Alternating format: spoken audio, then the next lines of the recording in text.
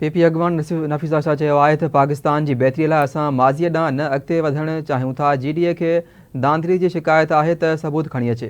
अहम ख़बर आहे, आवाज़ शेयर कंदासीं। GDA बि PTI जी सोच ते हले पई।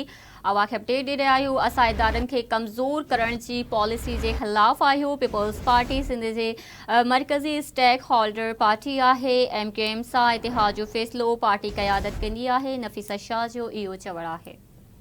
बिल्कुल नाज़रीन, पीपल्स पार्टी अॻुवान नफ़ीसा शाह चयो आहे त पाकिस्तान जी बहितरीअ लाइ असां माज़ीअ ॾांहुं न अॻिते वधणु चाहियूं था। GDA खे धांधली जी शिकायत आहे, सबूत खणी अचे। GDA बि PTI जी सोच ते हले पई।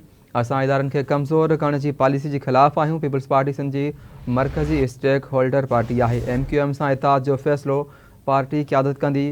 पीपल्स पार्टी अॻुवान नफ़ीसा शाह खैरपुर में मीडिया सां ॻाल्हाईंदे चयो आहे त GDA बि PTI जी सोच ते हली पई आहे।